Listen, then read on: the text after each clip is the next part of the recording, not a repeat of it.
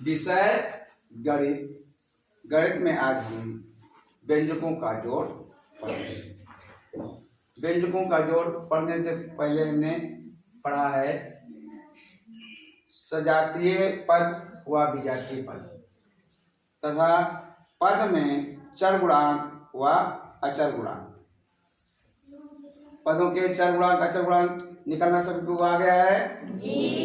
ठीक है, तो अब हम पढ़ते हैं आज जोड़। जोड़ में क्या है, एक नियम है जिसे हमको याद रखना जरूरी होगा। वो नियम क्या है, बीजीय जोड़ जब होता है यानी बीज गणित का जब जोड़ लगाते हैं तो क्या है, बीजीय जोड़ में सजातीय पदों के अचर गुणांक चिन्हानुसार जुड़ या घट जाते हैं।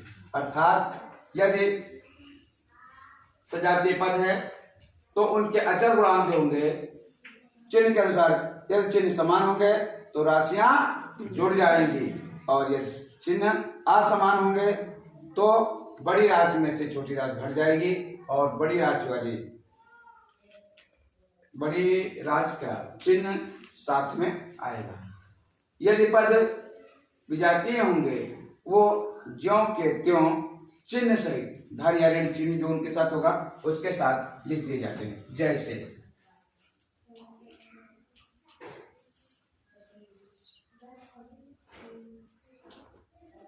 5x² धन 7x² धन 3।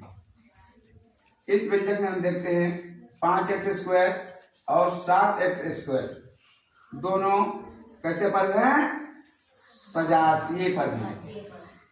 तो जब ये दोनों सजातीय पद हैं तो क्या होगा, इनके अचर गुणांक, तो पहले पद में अचर गुणांक है 5 और दूसरे में अचर गुणांक है धन 7। दोनों को हम चिन्ह सहित लिख लेंगे और जिनका अचर गुणांक है वो कॉमन रूप में, उभयनिष्ठ रूप में इसके बाहर लिख देंगे। और धन 3 ये विजातीय पद है, इसको जो का त्यों चिन्ह सहित लिख देते हैं। अब सजातीय पद के जो अचर गुणांक उनको जोड़ेंगे 5 और 7 12, फिर चर गुणांक जो का त्यों लिख दिया जाएगा x² धन 3। सबके समझ में आ गया है जी। हाँ, तो टॉप के लोगों को समझ में आ गया है।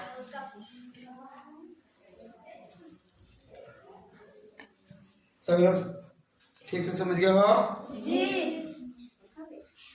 ठीक है, और अब हम दूसरा उदाहरण भी देख लेते हैं।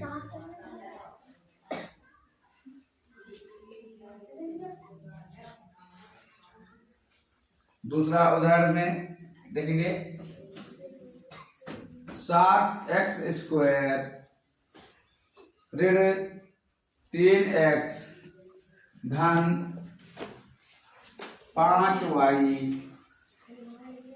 ऋण 2x²। ये हमारा व्यंजक है। इस व्यंजक में कितने पद हैं,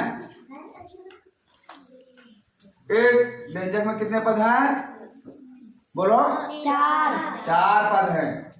अब इन चारों पदों में हम सबसे पहले काम क्या करेंगे कि जो सजातीय पद हैं उनको छांटेंगे, उनको चिन्हित कर लेंगे। तो इसमें देखो कौन कौन से पद सजातीय हैं, तो 7x² और इसी प्रकार से देखो ऋण 3x लिखा है, तो दोनों में चर राशि जो है x इसमें भी है और इसमें भी है, लेकिन पहले पद में घात 2 है और इसमें घात 1 है, इसलिए दोनों ये सजातीय पद नहीं हुए। तीसरे पद से हम तुलना करते हैं पहले पद की, तो यहाँ है 5y, जहां पर दोनों के क्या है, एक में चर x दूसरे में y है, तो दोनों चर राशि ही नहीं समान है तो घात की कोई मतलब नहीं, तो ये दोनों भी सजातीय पद हुए। अब बचा चौथा पद ऋण 2x², तो दोनों में पहले पद और चौथे पद में चर राशि x समान है और उनकी घातें पहले पद में 2, दूसरे चौथे पद में भी 2 है, तो दोनों में घातें भी समान है। अतः पहला और चौथा पद दोनों कैसे हुए, सजातीय पद। तो अब हम इन दोनों को चिन्ह अनुसार हल करते हैं। तो पहले पद में है, पहले पद का अचर गुणांक 7 और चौथे पद का अचर गुणांक क्या है? ऋण 2। इसको लिख लेंगे। फिर इसका जो कॉमन चर है उसके x², बाकी ऋण 3x और 5y ये जो है ये कैसे है? विजातीय। तो विजातीय पदों को क्या कहते हैं? ज्यों का त्यों चिन्ह सहित लिख लेते हैं। तो ऋण 3x धन 5y। अब इसको हम करेंगे 7 ऋण 2। तो पहले 7 के साथ धन चिन्ह, 2 के साथ ऋण, दोनों चिन्ह कैसे हो गए? असमान। असमान चिन्ह में बड़ी राशि में से छोटी राशि घट जाएगी। तो 7 में से 2 घटेगा, 5 बचेगा और चिन्ह बड़ी राशि वाला आएगा। तो बड़ी राशि के साथ धन है तो धन, और धन चिन्ह लिखें या न लिखें कोई फर्क नहीं पड़ता है, तो नहीं लिखेंगे।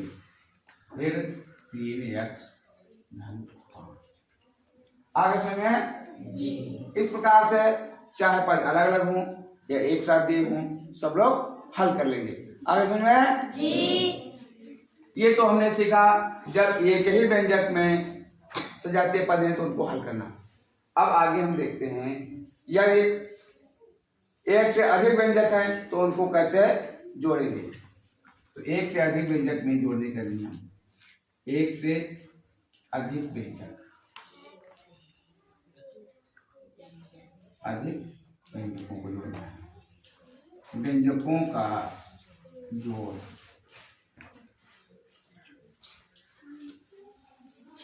हमने ले लिया। पहला व्यंजक है 5x धन 3y और दूसरा व्यंजक है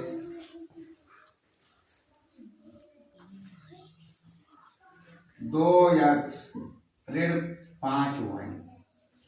अब इन दोनों को हमें क्या करना है? का योगफल निकालना है, अर्थात इसको जोड़ना है।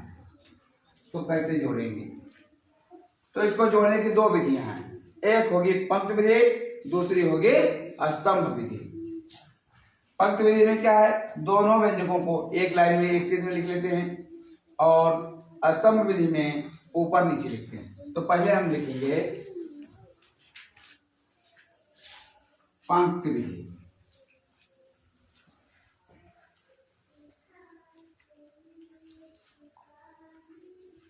तो इसमें पहला पद लिखेंगे 5x, पहला व्यंजक 5x धन 3y, दोनों को योगफल निकालना है अर्थात जोड़ना है।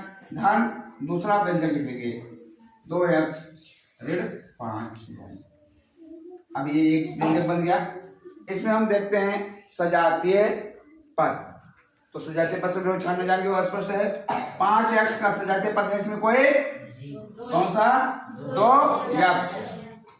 तो 5x और धन 2x ये दोनों कैसे पद हो गए? सजातीय पद। फिर दूसरे में है 3y और ऋण 5y, ये दोनों सजातीय पद हैं। तो अब हम क्या करेंगे? सजातीय पदों के अचर गुणांक चिन्हानुसार जुड़ या घट जाते हैं। तो पहले पद का 5x में कितना है अचर गुणांक? 5 और 2x में धन 2 और चर गुणांक जो है तो लिख लेंगे। फिर धन 3y में अचर गुणांक 3, फिर ऋण 5y में अचर गुणांक ऋण 5, फिर चर गुणांक जो है तो लिख देंगे। अब क्या होगा? 5 2 7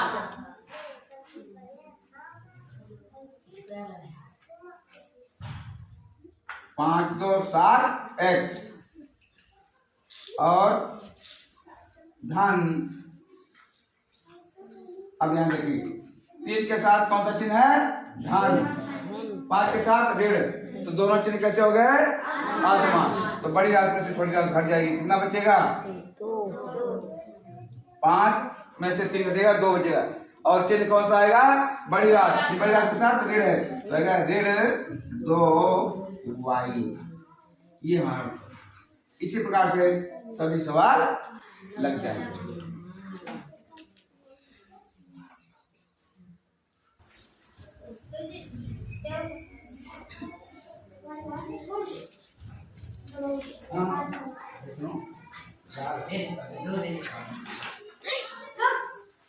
ओके,